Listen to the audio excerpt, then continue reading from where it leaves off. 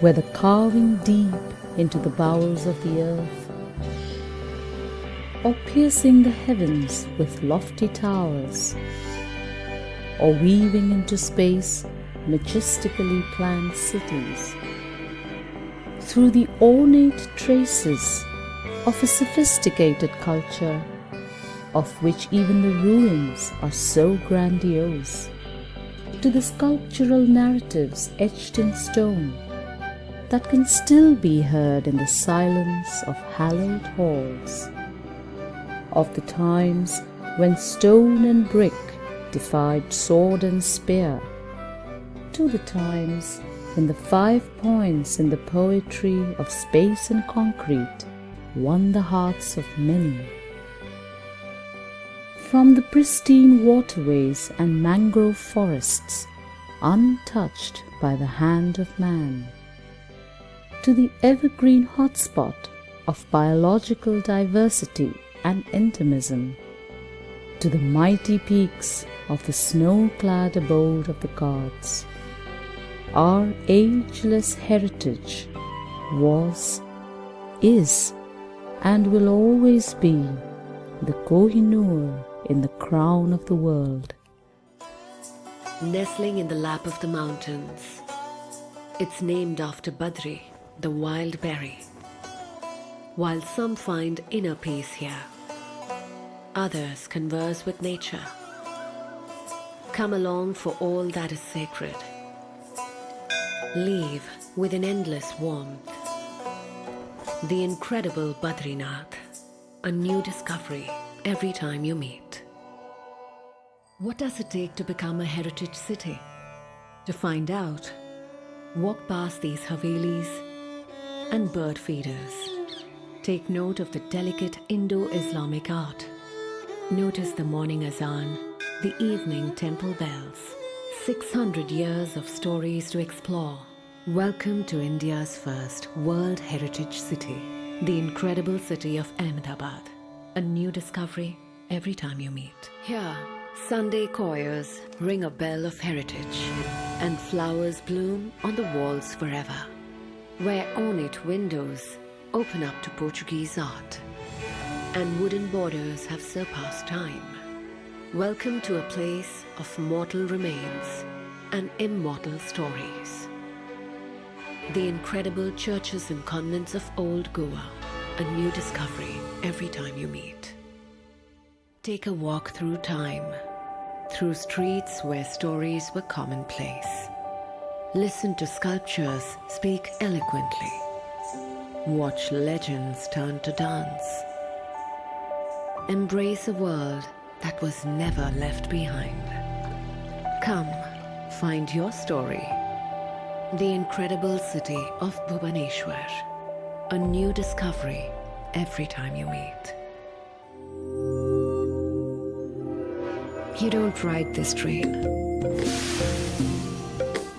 You steer it into nostalgia, striking a conversation with the child in you.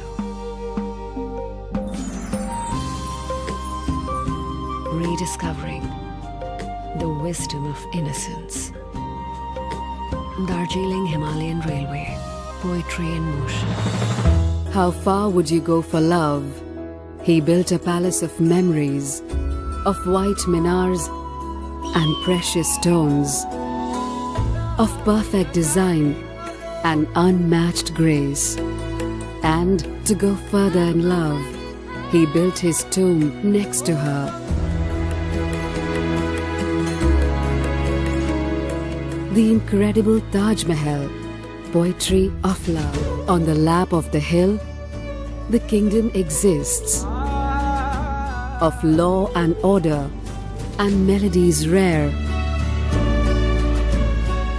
of love and luxury, and of memories that create history. The incredible Fatehpur Sikri, poetry of a kingdom. Bodh Gaya is not a destination. It's the beginning of a journey, a pilgrimage into the mind and the soul. A chant that awakens the senses. A revelation into yourself. Bodh Gaya. Poetry within. Each nook in Ajanta and Ellora narrates a handcrafted saga of life, love, art, and mystery. Echoing their best kept secrets. If you're listening. Ajanta and Ellora Caves, Poetry Engraved. Hampi is an invitation into a revered dynasty.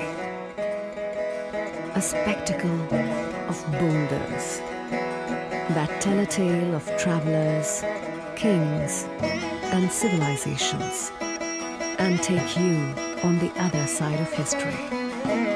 Hampi Group of Monuments, Poetry of Living. A town of temples, a prayer on rocks, an ode to architecture and belief.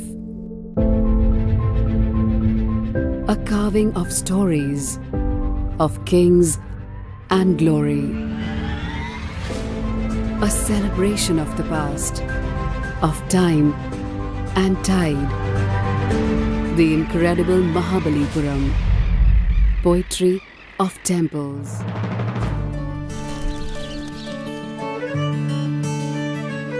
A carnival of human emotions, displayed in all its wonderment.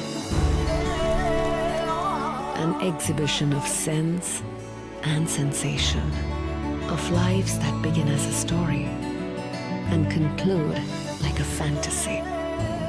Khajuraho Group of Monuments, Poetry in Unity.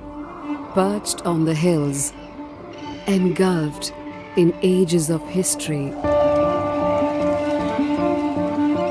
of temples, courtyards, and victorious kings.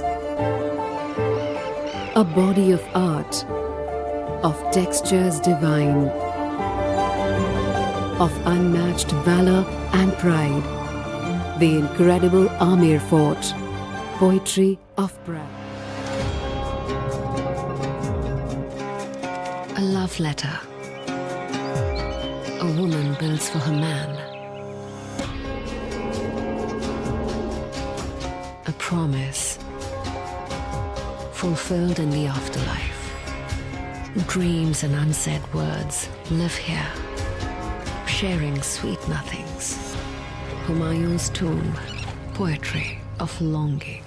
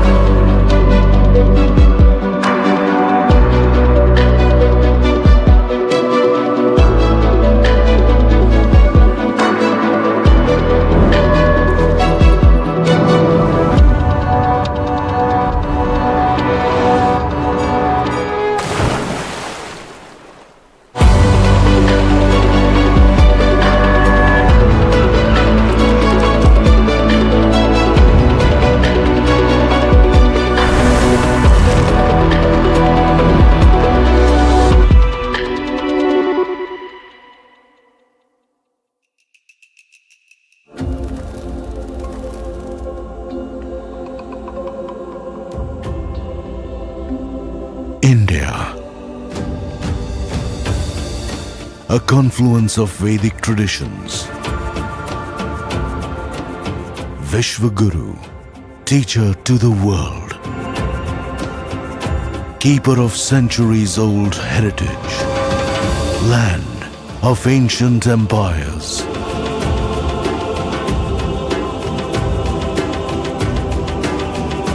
Divine architecture.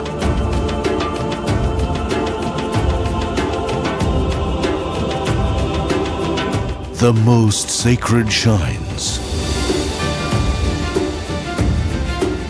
Artistry led by scientific thinking.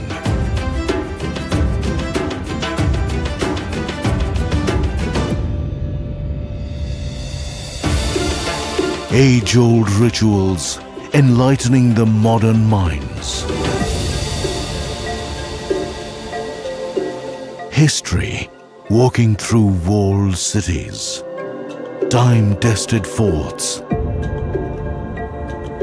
Larger-than-life palaces. Recreating yesterday for a proud tomorrow. Incredible India.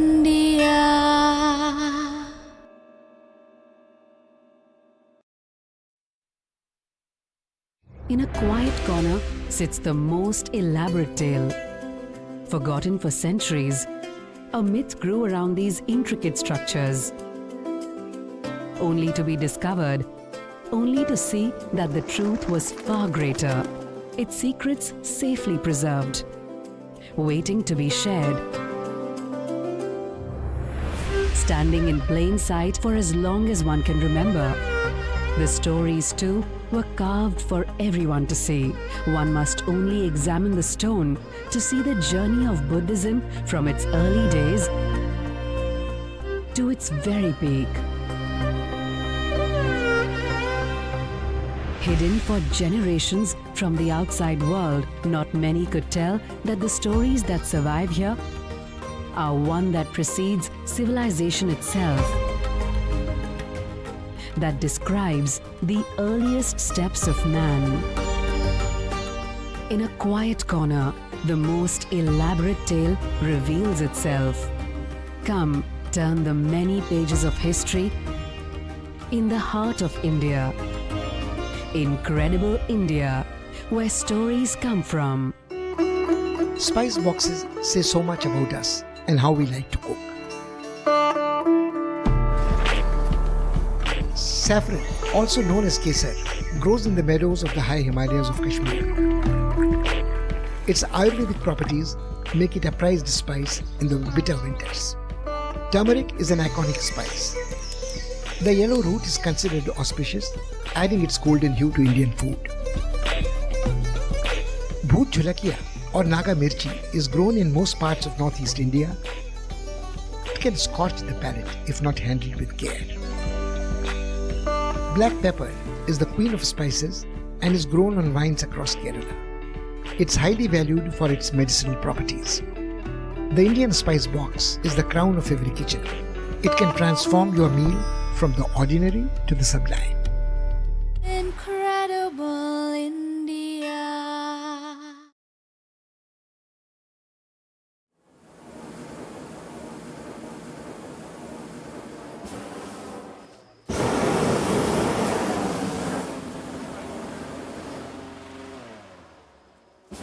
My journey throughout India has been unexpected at times, but in the best way possible.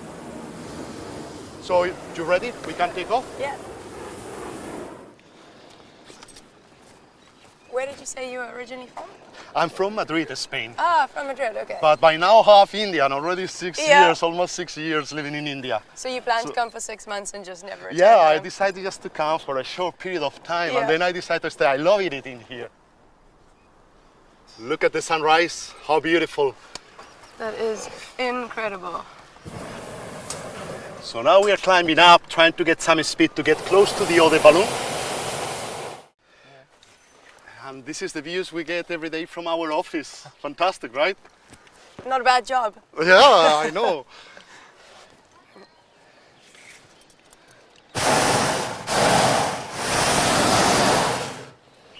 Love it that we fly so low. From my short time in India, I've been to mountains and desert and now this incredible green valley. Mm-hmm. I think India has so much to offer in terms of different locations. Do you have a favorite place that you love to fly? I love Rajasthan, I have Okay. to say. The villagers in this area, they are just unique. Namaste. Hello.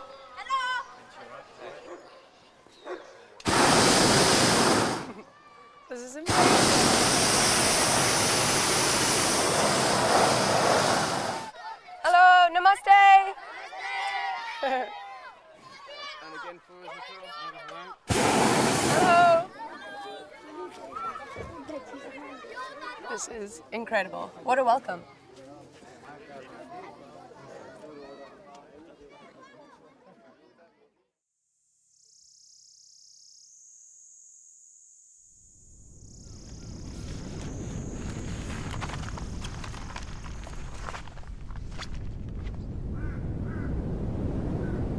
Sandeep, you were born in Delhi and now you have moved to the mountains. What was your reason for moving from the city to here into the mountains? It's too crowded over there, it's too noisy. Over here you see the chirping of birds, you see the Himalayas, and each valley here is like quite different. If you come and explore, you'll see different culture, different people.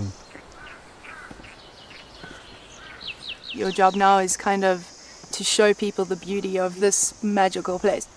I have been doing professionally now. Like I've been into the trekking and hospitality business out here in the mountains. We take people out to the base camp of different peaks. It's always good to see the reaction on their faces when they are out on the summit during the sunrise. Yeah, this is the first time I've ever seen the Himalayas.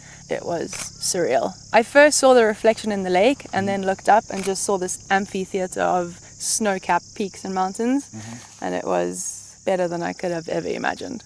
And the golden hue as well. Exactly, at sunrise.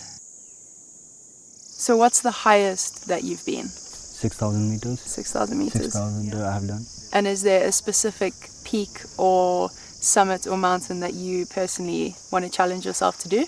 I would like to climb Thale Sagar Peak one day. All right. It's been climbed by civilians as well, so Okay. I'll try that.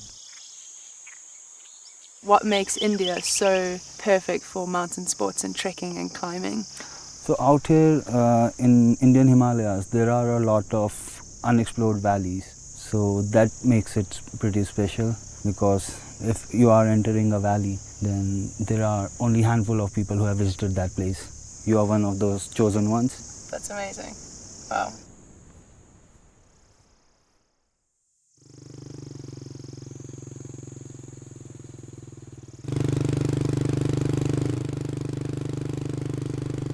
Hello, Moksha. Hi.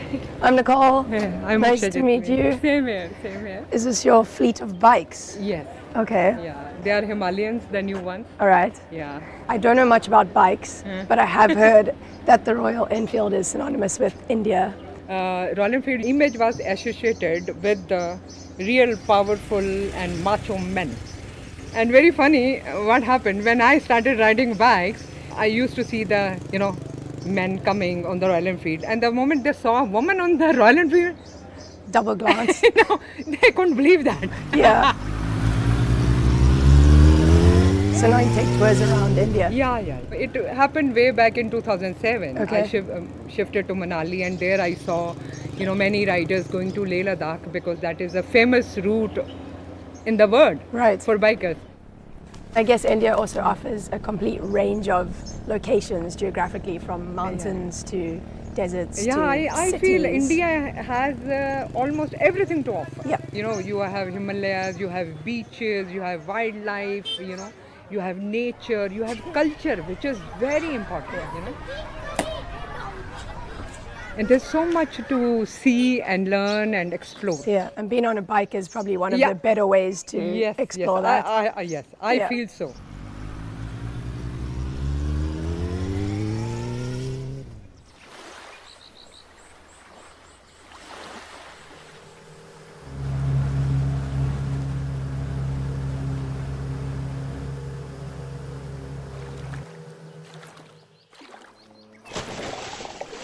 Sakesh, how long have you been diving in the beautiful Andaman Islands for?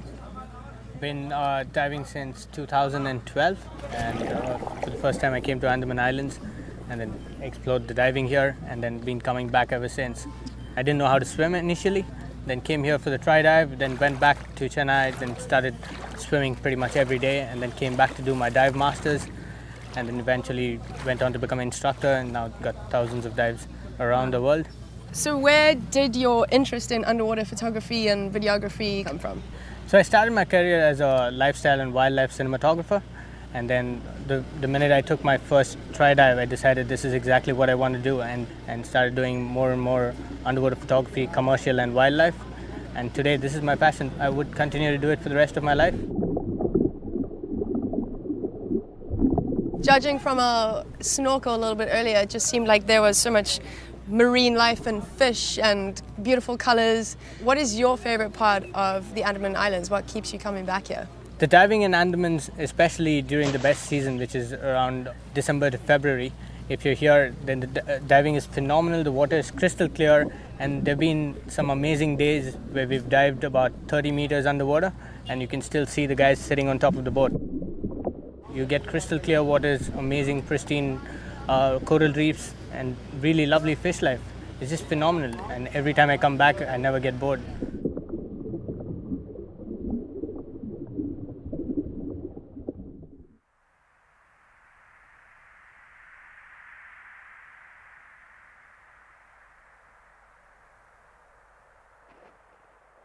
Samantha, I've done paragliding once before at home in Cape Town. Okay. Except it was off of a mountain. Mm-hmm. How is this different to paragliding off a mountain?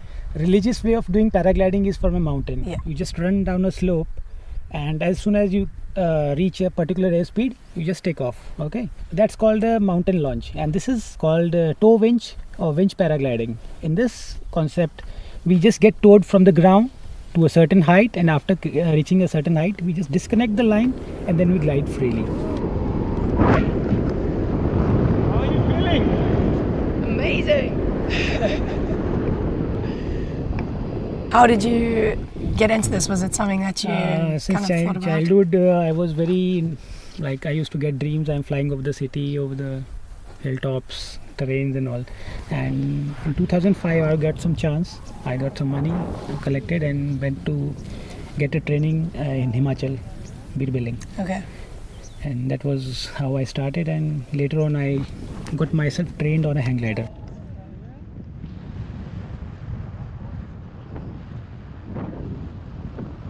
What makes paragliding in India so special? We have got flatlands, we have got Himalayas, we have got coastal lines. I should say India is the best place to do this activity. Yeah. And we are blessed with all these three features, which is very hard to find in other countries. Yeah. Where's your favorite place in India to fly? Himachal, Yeah. beer billing. Well, thank you so much, Samant. That Welcome, was nice to have amazing. you, Nicole. Thank you. And I hope you like the flying. Thank you.